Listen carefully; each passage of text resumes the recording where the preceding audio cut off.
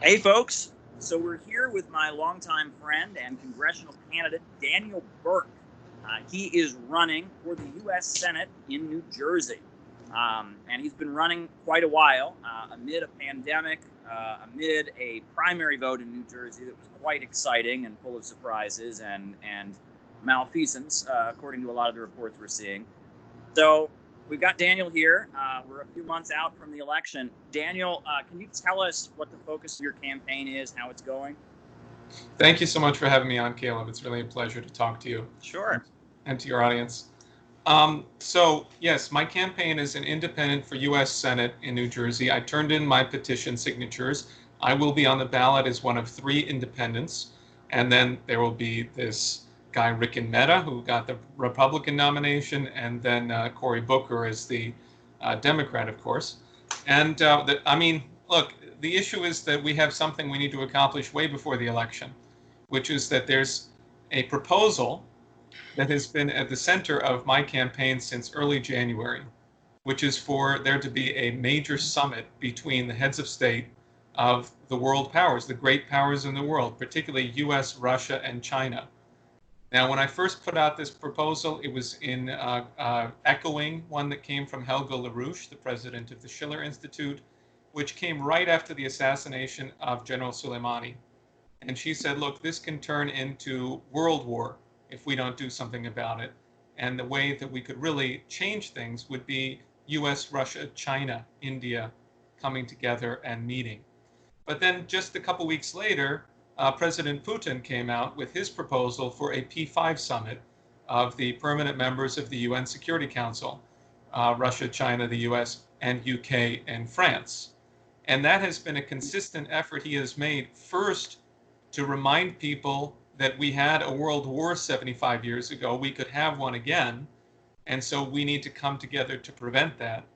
And then in the time since January, naturally, because of the immediate need to coordinate measures against the pandemic and against the global financial and economic crisis that we're presently dealing with. And so this was reiterated by President Putin only last month. And then just about 10 days ago, there was a conversation publicly reported between Secretary of State Mike Pompeo and Minister of Foreign Affairs Lavrov. And the two of them communicated through their offices that they're discussing having this summit. So the main key to my campaign is that we get this summit to take place before the election, and that we set an agenda by which we could prevent a major war from happening, possibly world war, and establish policies to defend people against the pandemic and build up the world economy. Well, I got to tell you, I find the anti-China atmosphere being, whipped up by the Trump administration, but also by the Democrats, to be very scary. I mean, this talk, they're going to ban members of the Chinese Communist Party from traveling to the United States permanently.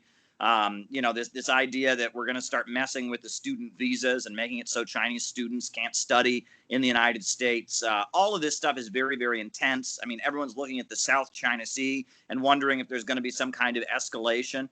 And I'm very nervous. What is going on here? I mean, this lie that China is somehow responsible for the pandemic seems to be a big factor here, when the reality is that China had no warning about coronavirus. They dealt with it before anybody else. They did an amazing job of doing so. And then they've been supplying the world with the supplies and talking about a health Silk Road, and masks are going all over the world. I mean, they've donated billions of dollars. How in the world can anyone blame China for this pandemic? What is going on here?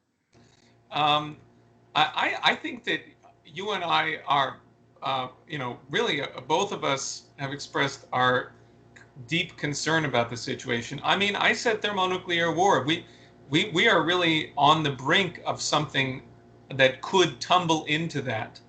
And every escalation that we see from Pompeo's State Department and from other intelligence networks, Five Eyes intelligence networks, especially British, are driving us towards a conflict that seemingly cannot be resolved. And so we have to come up with some kind of a creative solution to that.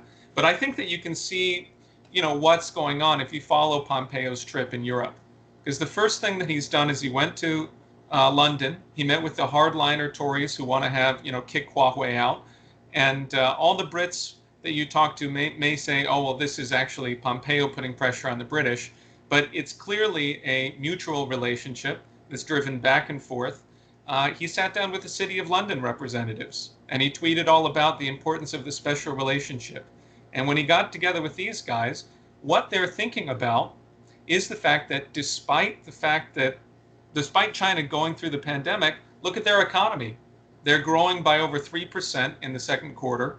They're not going to have a marked disaster economically in China because of the fact that they dealt with the pandemic appropriately. Whereas in the United States, we're in the midst of a major crash, a major economic contraction that is harming people all over the country. And so they're looking at this from that perspective. If you take a look at the words of Esper, he's specified that the issue is that China has a huge population and a big economy, and that's why we have to treat them as an enemy.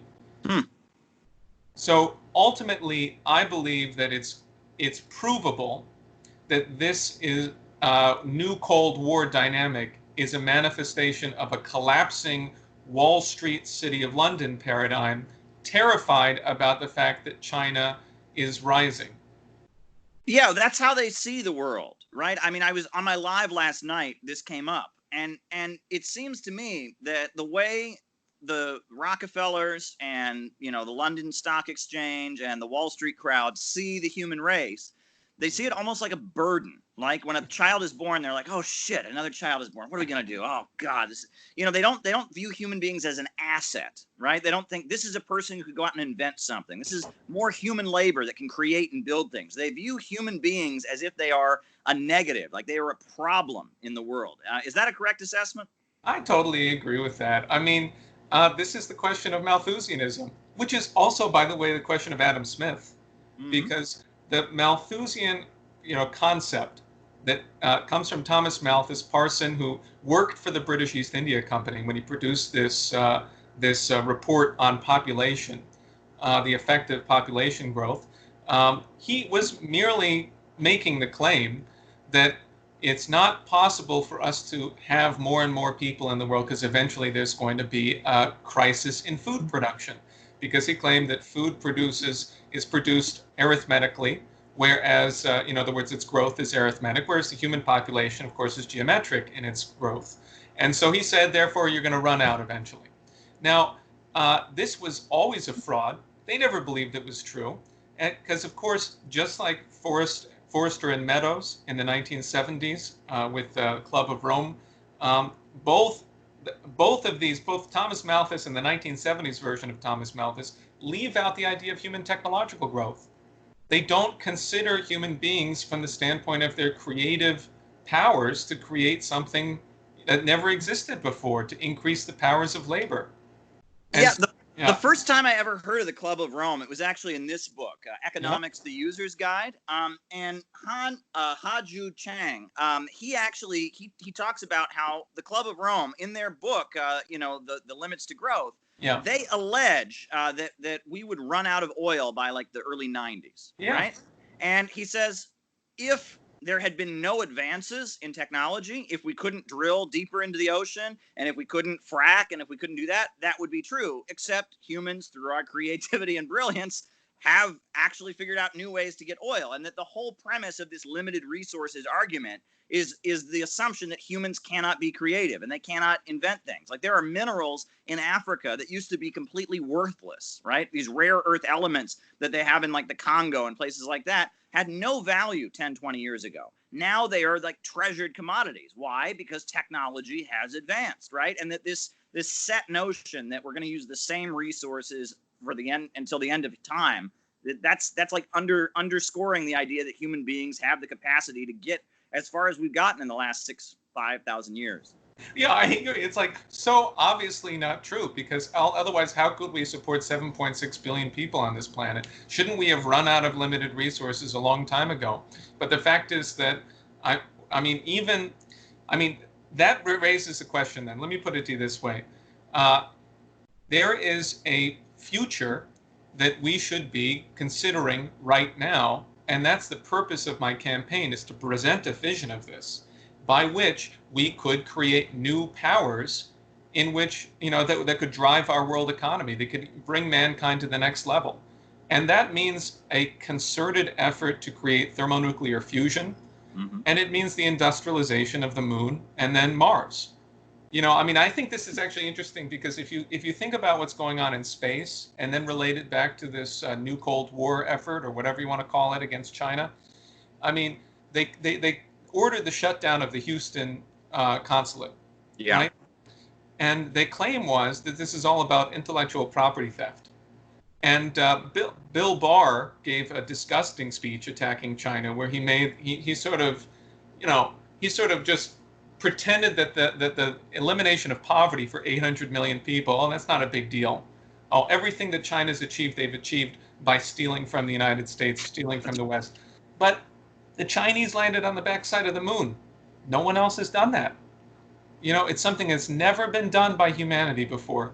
And it's there in that kind of future of new technologies and, that are done for the benefit of mankind, that you could have some kind of a common interest for these countries. Indeed, indeed. Well, I mean, and it seems like the countries that have more of a socialistic economic system have handled this pandemic far better. It's not just China. Vietnam, 0 deaths, I believe. You can look at Kerala, the part of India controlled by the Communist Party of India, Marxist. They handled this amazingly well. They've been treating the essential workers kind of like heroes in some of these countries, and given them special pay. The government has subsidized their wages, and it's just a very different approach. They seem to have the ability to mobilize the population around a central vision.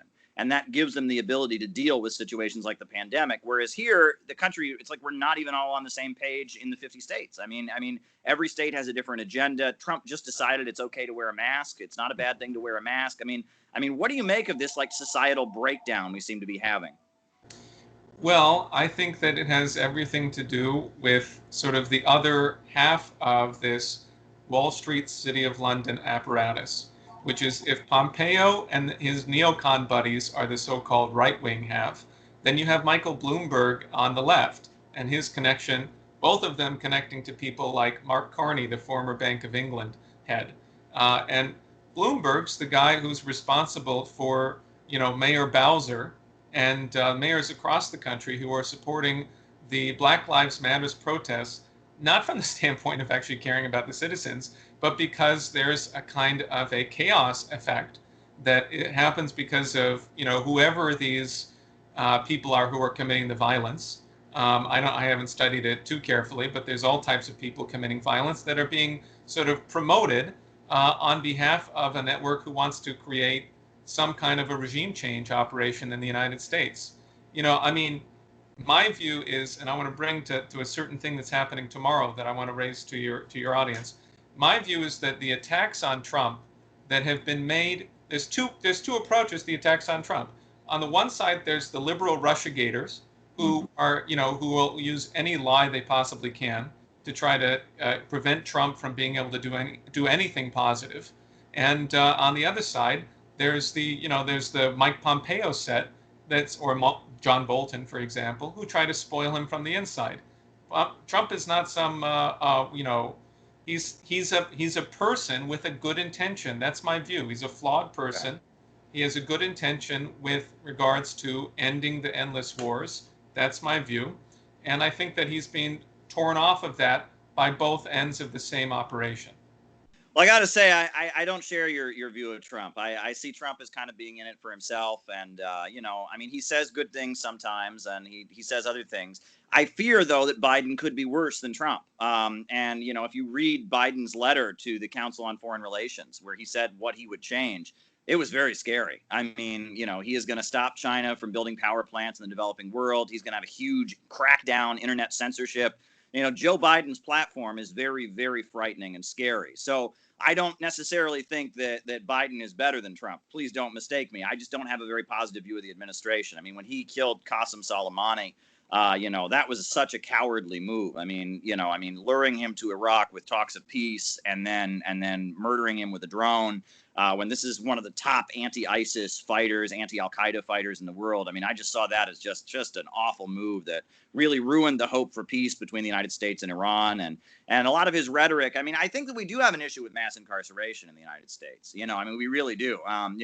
I mean, police brutality is an ongoing issue, and there is a mass feeling among the African-American community and among a lot of low-income white people that our rights are being taken away. The country's transitioning to a low-wage police state. And that's why I'm kind of disappointed that a lot of these protests against police brutality, which are very good, I'm totally opposed to police brutality and all that. They seem to, however, make it more about identity politics, right? Like, I mean, we actually see some of these protests happening where crowds of white people are like bowing before black people. And it's about guilt. Have you seen some of this? I mean, oh yeah, I have. And the reality is that capitalism is leading us towards a low-wage police state. The black community that is significantly lower income and has faced discrimination is getting the hardest hit by it, but the whole country is getting hit by it. And right now we need solidarity. We need black and white united fight to rescue the country from the way, the profits of the rich are taking us. I don't see that coming from this. I see kind of a blame politics. I see kind of identity politics, and I'm frustrated with a lot of the political messaging here. But at the same time, I mean, the issue that the folks are angry about, police brutality, mass incarceration, the lack of jobs and opportunities accompanied by a rising police state, I see that as very real. Yeah, I agree with you in large part.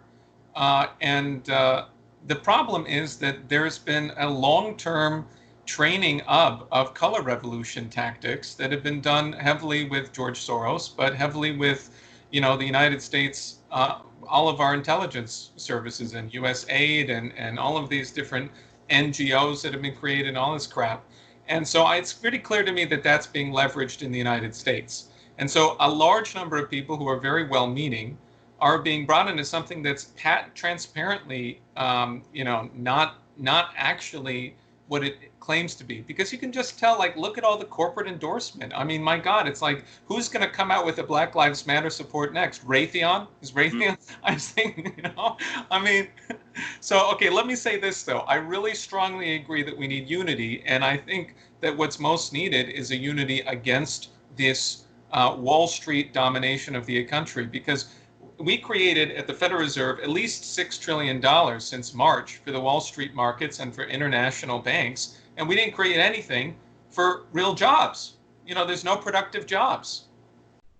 Yeah, well, one thing I want to give, your organization credit for, the Schiller Institute, is you guys for years, you were calling for the tearing down of Confederate statues decades before it was cool, right? You had rallies in Washington, D.C. against the statue of Albert Pike, the Confederate, Klansman guy and all of that. So you guys were calling for destroying Confederate statues long before it was cool. What I will say, and this is not about you guys, this is about what's going on now, is that it seems like as these statues are being torn down, and I'm for that. I am for tearing down Confederate statues. The Confederacy was awful. It was about cheap, cotton for the British Empire and slavery and awful things. But they don't want to replace these statues with anything. And this postmodernism. Yes. It's like they're not against just the Confederacy. They're against the idea of a statue at all. They're against the idea of honoring anyone or believing in any truth. Have you ever noticed this? That seems to be, it's like, and you'll notice it's weird. You mentioned color revolutions. Yeah. What is the iconic pictures of the fall of the Soviet Union? What did they do? They went out and tore down statues, right? And now here in the United States, we're tearing down statues. What was the fall of the Soviet Union about? Was it about freedom and human rights? Of course not. It was about expanding Wall Street and London's predatory control over Eastern Europe and tearing down any, national figure or hero that people might rally around to fight Wall Street. And it seems like right now, we're tearing down statues. We're not replacing them with anything. And it's the same kind of thing. It's about protecting this open international system that Wall Street wants so bad. Well, I think you've raised a wonderful question, which is, what are the people that we should be erecting statues to? And I think that there's a great need for people. You've often, in your comments, referred to the idea that the socialist system that you're fighting for the United States has got to be an American socialism. Sure. And I think it were appropriate for anyone who's trying to do something to improve the conditions in the United States. I wouldn't say that's not my mission. But each of us have to come up with that idea of, like, what are those American ideas that we actually think are beautiful and true? And today, I think that that's more needed than ever. We need, John Quincy Adams. We need Abraham Lincoln. We need Franklin Roosevelt. Because look, today, we could actually put into place major measures to change everything because of how bad things are. I mean, what I think is going to happen is a major, major financial crash. It'll happen sometime soon. I don't know when, but it'll happen soon. And at that point, there's like a pathway we could take. We could go with Glass-Steagall. We could cancel all these Wall Street bailouts, or we could go down, hyperinflation and hell on earth. And to my mind, it's a matter of the purpose of my campaign, and I think other people need to be thinking about this. What are we going to do when that happens? Are we going to have mobilized people for steps that worked in American history? Yeah, well, I've heard a lot of people invoke the idea that we might be on some kind of weird 75-year or 80-year cycle. Because when I was in Ohio, I remember in school when we were learning about the Great Depression, our teacher went around and she said, "Did any of your grandparents, hide money in the mattress?" And everybody in the class had a story about when their grandma or grandpa died and how they opened up the mattress and there were hundreds of $1 bills, stuffed into the mattress, because all of our grandparents had this memory of going to the bank and the bank saying, "Well, your money's gone. You're on your own." And that, the Great Depression, the memory of that financial catastrophe, and the need for a strong leader like Roosevelt to come in and build infrastructure and control the economy and, stand up for working people and fight for them in a moment of crisis, that was in the memory of our grandparents, right? And, it's been eroded. I mean, they're all dead now, right? I mean, and World War II is a forgotten memory, and we're now facing another big financial crisis. And you look 75, 80 years before that, you had Abraham Lincoln, right? And you had the slaveholders and the disaster that they created holding back economic progress in the United States. And you had Lincoln come in and stand up against these folks, you had a strong leader, what I might call a government of action that fights for working families. That's what Abraham Lincoln was. That's what Roosevelt was. That seems to be, it's like a cycle that we're in. Do you buy the idea that we might be in some kind of weird 75, 80-year cycle? I think I don't particularly believe in the notion of cycles that are based on something numerical, but although I guess that has to do with some idea of generations. I mean, it's definitely the case that people have forgotten the things that you're talking about. But I do think that in each of these cases, you had a fight against imperialism, and specifically imperialism coming from the British and the oligarchy based out of London. Lincoln was engaged in that. The Confederacy was backed by the British Empire.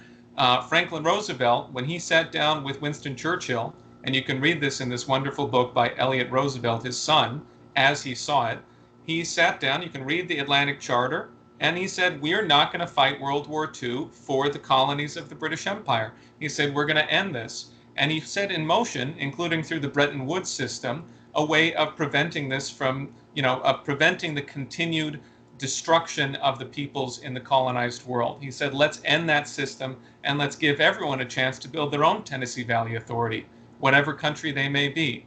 Unfortunately, he died before the end of the war, and you had this terrible situation with Harry Truman, and since then, we have not actually reasserted that mission, except perhaps with a certain intention to do so under Kennedy, which was never actually actualized. Well, Harry Truman is a wild case because, first of all, he wasn't the vice president for most of World War II, right? It was Henry Wallace, who was a progressive figure, former Secretary of Agriculture, the guy who invented food stamps, socialist, very good friend of the Soviet Union. But he was kind of pushed out. The Democratic Party kind of twisted Roosevelt's arm and put Truman in. Truman, former member of the Ku Klux Klan, right? He was briefly a Klansman, and then they told him he couldn't hire Catholics, and so he quit the Klan. But he was okay with them until then, Harry Truman from Missouri, and Truman was just a complete shift. He was from that Dixiecrat southern wing of the Democratic Party that had been fighting Roosevelt and trying to undermine Roosevelt the whole time. And then you remember that very famous photograph of, Dewey defeats Truman. Truman's just won the election and the newspaper is printed wrong, right? Yeah. That's because that election was rigged. It had to have been rigged, right? Because the Democrat vote in 1948 was split three ways, right? Right. So 1948, right? Henry Wallace, Roosevelt's former vice Yes. president, ran against Truman. He said, this guy is against everything Roosevelt was for. He's against labor unions. He's for the Cold War and all of that. So, the Progressive Party is formed, and Henry Wallace splits the Democratic vote to the left, right? So Truman, trying to, get urban African Americans to vote for him, realizing that he's kind of in danger, integrated the U.S. Army and made some statements about civil rights. So then the Southern racists also split from the Democratic Party, and they formed the National States Rights Party.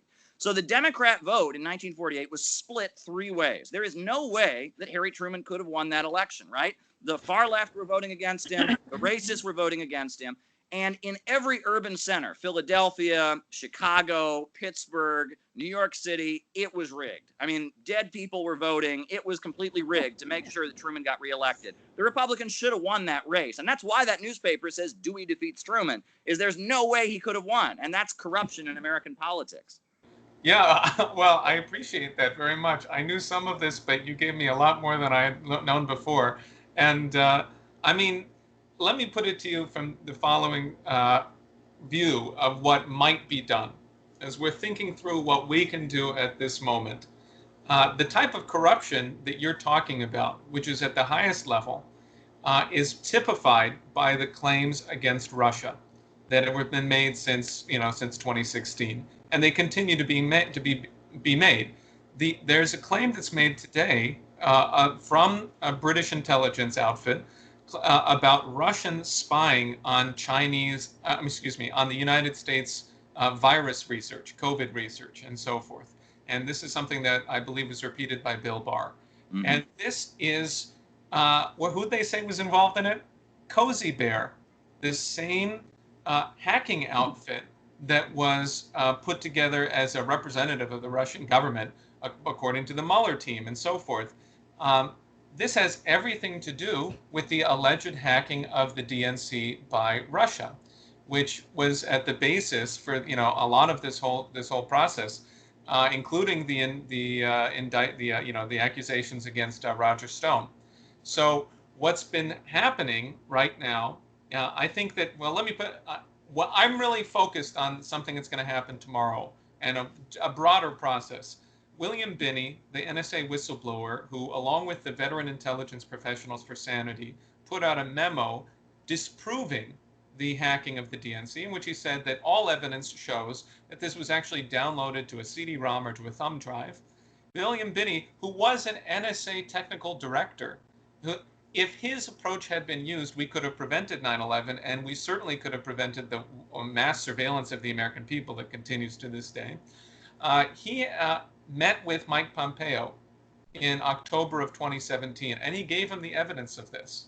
And this was apparently, according to Binney, at the request of Donald Trump. This is when Pompeo was CIA director. Within a couple of days, Pompeo went out and publicly repeated the same thing that the Obama guys had said, that it was Russia that hacked the DNC.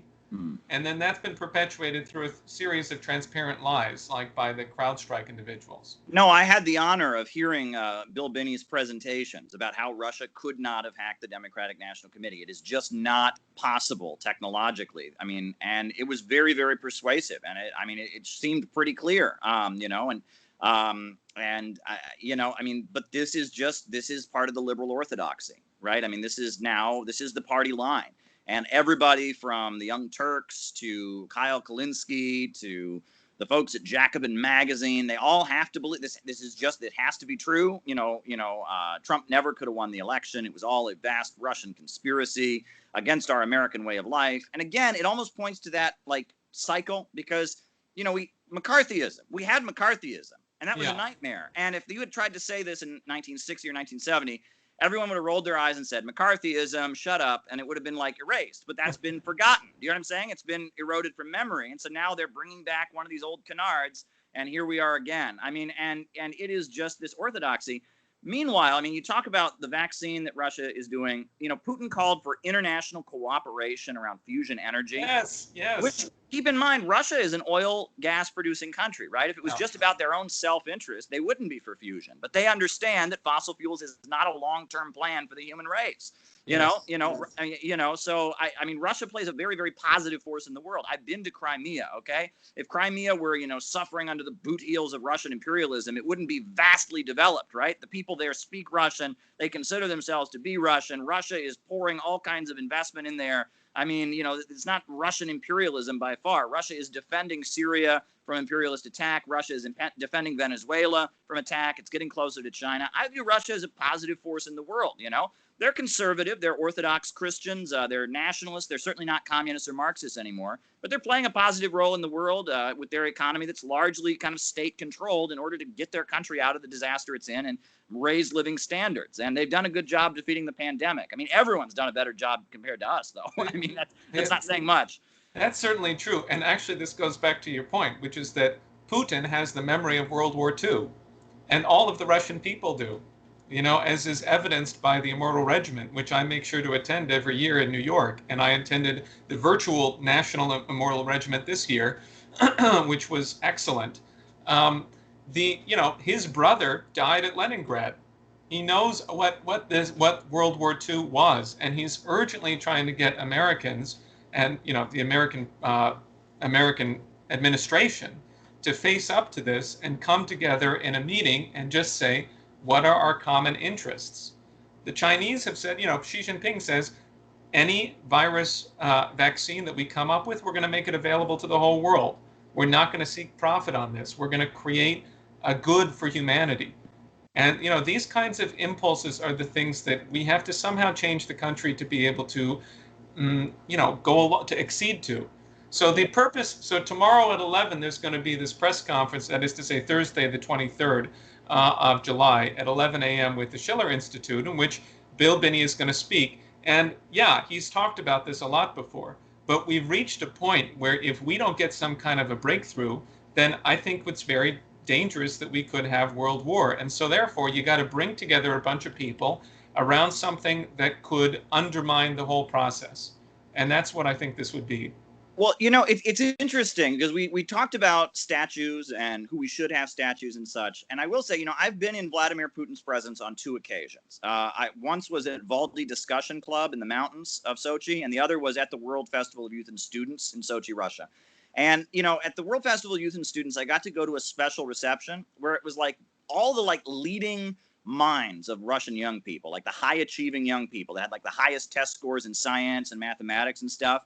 We're all getting up and presenting to Vladimir Putin their proposals about how they could fix the economy in terms of aviation and railway and all of this. And he was listening to them intently, and he gave these closing remarks. And I must say that the way Putin interacted with those students and the way the people in the room kind of saw Putin was so different than how we see our leaders in the United States. I mean, you're more positive on Trump than I am, but I really doubt there's a lot of people saying to their kids, "Hey, when you grow up, I want you to be just like Donald Trump." You know what I'm saying? It's not that kind of leadership we have anymore. Yeah. You know what I'm saying? Yeah, whereas Putin, he very much kind of exudes he's kind of presented almost as an ideal that the people in the country are striving for. I mean, it's a different kind of mindset. It reminds me of how my grandparents talked about Roosevelt. Both sides of my grandparents were Republicans. They were Republicans, right?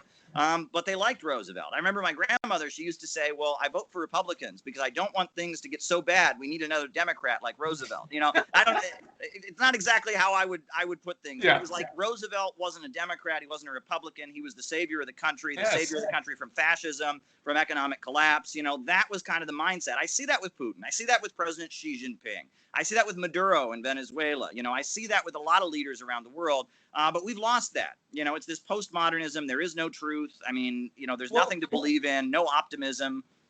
What do you think? You've hit the nail on the head. And I think it's quite clear to me from studying Xi Jinping's speeches, from studying Putin's work, including the article he recently wrote about the causes of World War II, that these guys would do a really good job of educating Trump, who I think is educable. And he can't get access to that education if he doesn't get a chance to sit down with these people. So I want to stress that when I say that we need the summit. But let me answer your question further by saying this. We have to break the cycle, right? Somehow we have to represent a generation, people in their 30s and so forth, a new era in which, we reject this postmodernism. I totally agree with you. I studied postmodernist literature in college at Harvard, and it made me want to tear my hair out and kill myself. And and I'm completely against this view. No meaning, no depth in history. Everything is surface. Everything is nonsense. Now behind you, you have a nice copy of Plato. Yeah, And yeah. okay, see, that's what we need, because the whole concept in the Platonic dialogues is that the mind has the capability of making discoveries, and that's innate to the human mind. That if you have that approach that was just expressed in the Meno dialogue, then you will think of the youth as being the great wealth of the world, of the future, and you'll regard that their minds are the most important resource, and then you won't have this bullshit Malthusian belief about limited resources, because you'll know what the real resource is, and you won't have this kind of pessimism that has infected our society, because you know that the new generation can create something unimaginably better. Well, now before I go, I want to ask you one last question. Okay. Okay, what's going to happen in November? I am nervous about these elections because both sides have already declared they're rigged, basically. Democrats are saying it's rigged because of voter rolls in the South and suppression of black voters. Republicans say it's rigged because of the mail-in ballots. I think they're both right, actually, to some degree. If you look at it, there's a lot of potential for fraud on both ends here. What's going to happen in November? I mean, other than you being victorious and becoming a member of the U.S. Congress, what's going to happen, Daniel? What's going to happen? Okay. I think that I have no way of knowing what's going to happen with the election, but I can share with you my view that um, if there are strict measures taken, if we're turning a corner on the coronavirus in terms of a public approach to it, like the fact that Trump finally allowed himself to go out and say we need masks, but a lot more than that. If we can take the measures that have been taken in places like South Korea, or as you say, Vietnam, and obviously China, then we can crush the pandemic and people can go to school. And if we don't do that, then we're going to have this continuation of this national nightmare. So I think that is a big if on that. There's a big if on whether this kind of summit can happen. If Trump comes back with the moral high ground from a summit like this, he's going to get viciously attacked by the establishment on both sides, and that's going to propel him towards a victory. On the other hand, if he can't get past Mike Pompeo and so forth, and he doesn't actually fulfill the need for this type of dialogue, then I just don't see how he's going to be able to represent any of the kind of spirit that he had in 2016. Well, the danger of a new war is hanging over us every day, as much as people are oblivious to it. Well, thank you for all your work, Daniel, in raising awareness about what's really going on with Russia and China and the economic situation in the country. Best wishes on your campaign. I know you're working very, very hard, and best wishes on your event tomorrow with Mr. Binney. I really do appreciate you taking the time to talk to us. Thank you very much, Caleb. Thank you.